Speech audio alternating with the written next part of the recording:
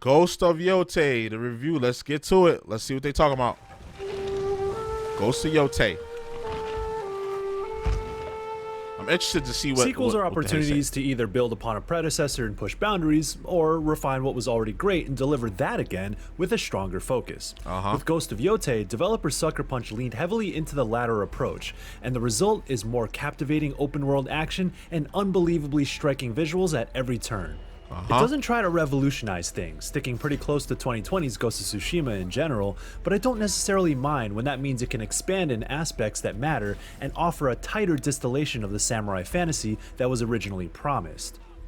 And not many games in recent memory can hang their hat on having combat as fluid and satisfying as this, and it's packed into a revenge tale that makes for a more human story. Let's get to it.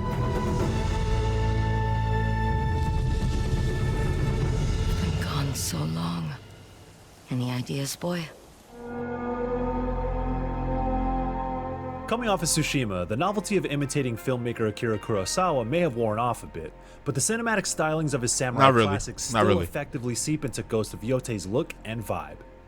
Whether it be the cinematography of cutscenes, the standoff before a duel, or the letterbox framing while riding horseback across the gorgeous fields of Ezo, which is modern-day Hokkaido and home of Mount Yotei, it had me mashing the screenshot button and frequently pulling up the photo mode, which is conveniently mapped to the D-pad. We've seen technically impressive worlds across Sony's first-party catalog, but it's the artistic flourishes and intentional environmental effects that elevate Ezo's lush plains, snow-covered mountains, and vibrant forests.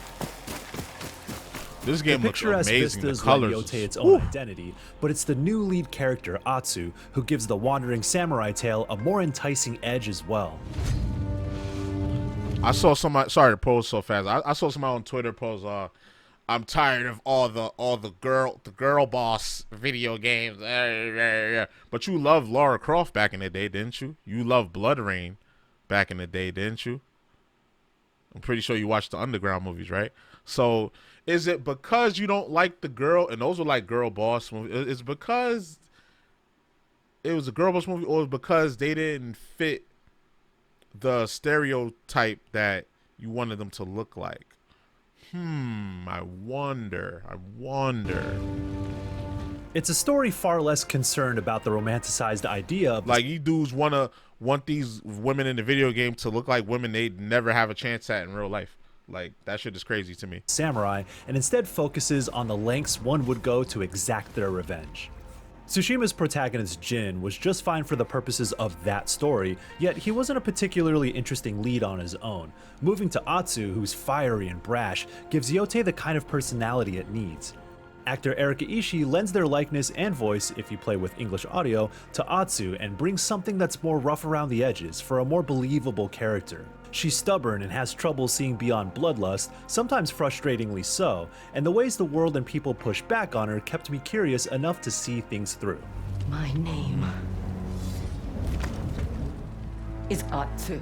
Now, all this revolves around a fairly by-the-numbers revenge plot, where Atsu seeks to take down the Yotei Six, a group of outlaws who killed her family when she was young, along their path to becoming the de facto leaders of Ezo by force. If you played Assassin's Creed Shadows from earlier this year, you'll notice a lot of similarities. In its roughly 30-hour main journey, a large majority of the story unfolds in predictable fashion, and gives you the runaround more often than I'd like. Multiple times, events build up to a big moment, only for it to kill the momentum without much of the plot moving forward or evolving. That's not to say it doesn't have its moments, though. There are a few clever twists in a middle chapter, and some bittersweet scenes throughout that had me emotionally invested in ways I didn't expect. Atsu also has a couple companions, and one of the standouts is Oyuki, both for her wisdom and as a contrast for the revenge motif. And so is Atsu's mom, who adds texture to Yotei's themes of music and family through childhood flashbacks that flesh out their past. Let's play together. And when it came time for Atsu to square up against one of her targets, I couldn't help but grin, sit forward for the fight, and sense that intensity of dealing a final blow. Although I wish it took more creative swings in its storytelling, it is a strong enough vehicle to carry you through what it does best.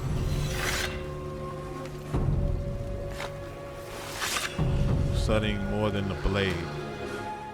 Speaking of what Ghost of Yotei does best, it's combat. There aren't many open-world action games that compel me to clear out optional content across the map just for the sake of starting fights.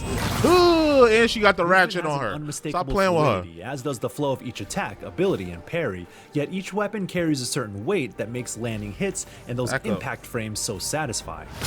Amazing. Without a lock-on mechanic, encounters feel natural at the expense of some frustrating mishaps with the targeting system, but because you're given so many tools, being able to weave them into your rotation or use them at opportune times keeps each fight consistently exciting. And you don't gotta keep hearing your uncle in the back of your head, or when you do see him talk about, oh, you must follow the honor, the code, the summer. Fuck all that. Atsu is on that from jump. She's on that. Play with her if you want. Run up, whereas get Jin done up had type stances shit. with his katana in Tsushima to counteract different enemy types, Atsu carries multiple weapon types of her own. She's skilled with the sword but relies on a chain sickle, spear, and dual katana setup, as well as a very big sword, which creates a rock-paper-scissors dynamic against enemies. With the right weapon, you can inflict more stagger or bypass some of their defensive techniques, letting you cut through them with greater efficiency. I dig it.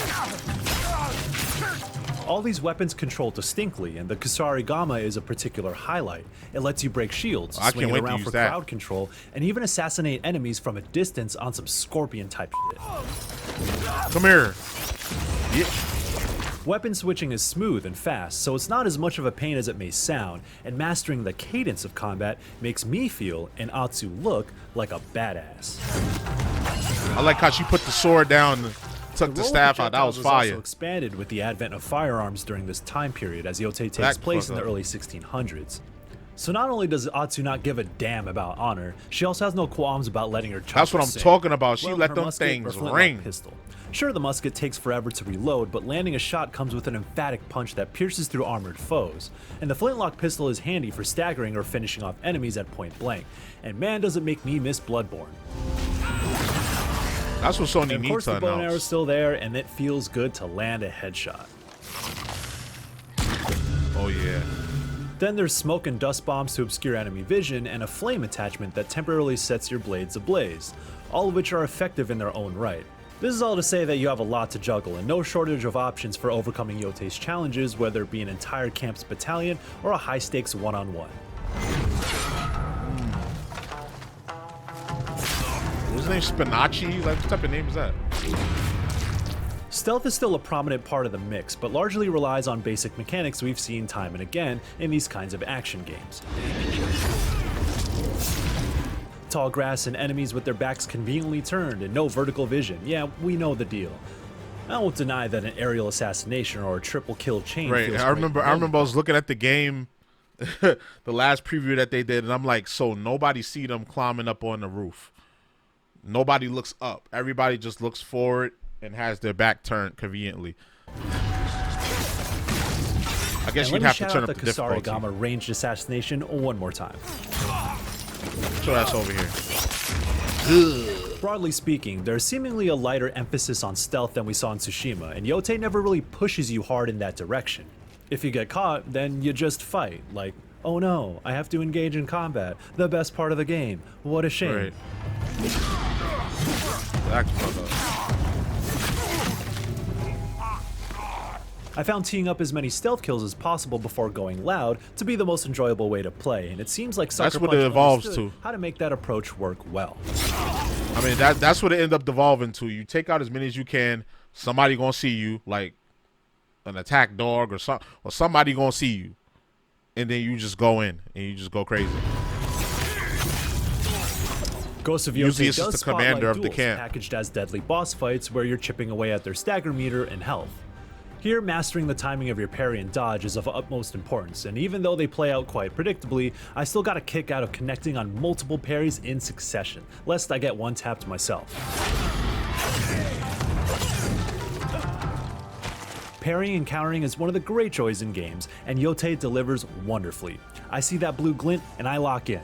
Yep. So much so that I played most red, of the you gotta campaign dodge with it. Bounty Master armor equipped, which disables normal parries to slightly increase the perfect parry timing window. It's high risk, high reward, and it was worth it because nothing is cooler in this series than flawlessly deflecting an attack and slicing through normal enemies Bushido Blade style.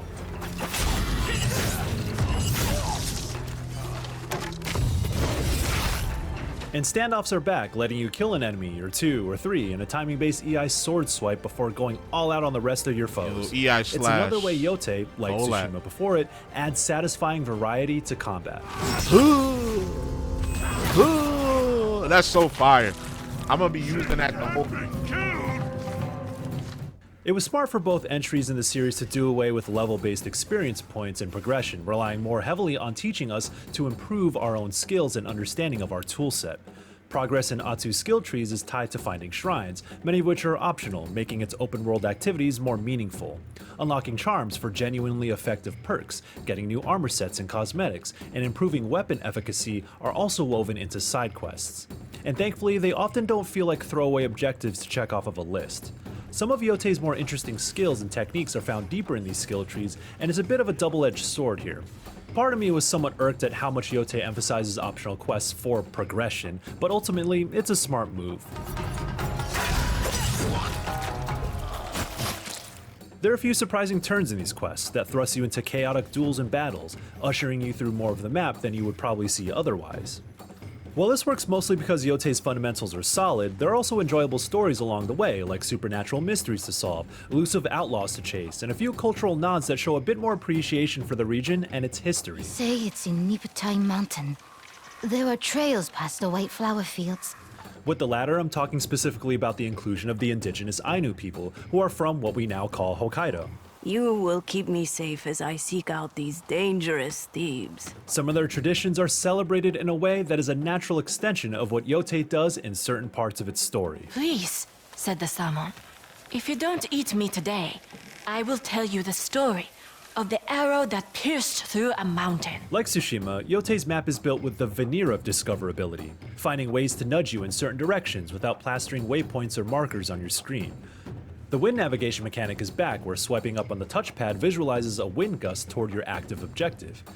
I also appreciate how songs Atsu learns on the shamisen, which you can play at any time to guide you to finding collectibles, or hot springs to boost health, create a little extra thematic coherence through music, as well as a way for completionists to do their thing. Although the activities themselves may still feel formulaic after a while, especially ones where you're exclusively doing Uncharted-style platforming and rock climbing, at least there has been an effort to dress them up organically as the map expands. As someone kind Like, it's formulaic, yes, but the formula is like, it's like your favorite meal, like tacos. I'll never get tired of tacos. I can eat tacos every day. I can eat the same taco every day, and it's gonna be good every time. burnt out on the traditionally structured open world games, I appreciate the way Yotei expresses just enough restraint with its separate zones while maintaining the impression of a gigantic map. And letting the vibe carry you from one thing to the next doesn't feel at odds, as this is Atsu's path of vengeance that mostly works on her terms.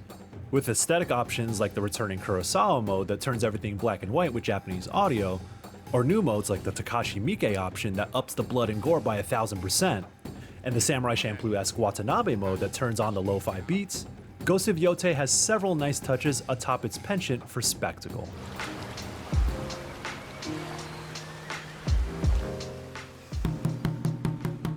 A predictable but well-executed story takes you through Ghost of Yotei's gorgeous landscapes and satisfying fluid action.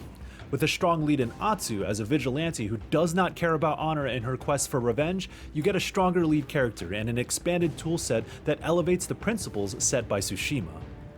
Although the novelty has lost a bit of its sheen, the Kurosawa imitation is still strong and used to great effect, so while it may not be transforming open world games, Ghost of Yotei is a great distillation of the samurai fantasy.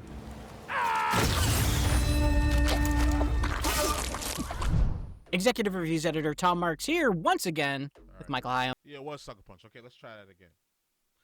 Ghost of Yotei, the next chapter in the Sucker Punch version of way back in the days, Japan. This is in the 1600s, so you do have more modern weapons.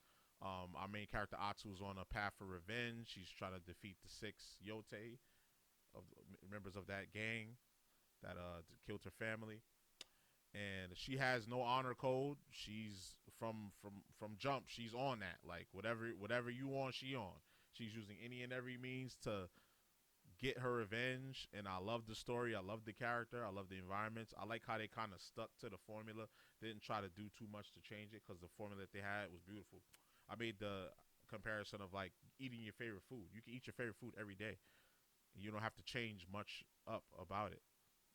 That's what I feel like this game is gonna be, and I cannot wait to play it. All right, so y'all let me know how y'all feel in the comments. Right, so you already know the vibes. Like, comment, subscribe, all that good stuff. So boy, just falls and we out. One.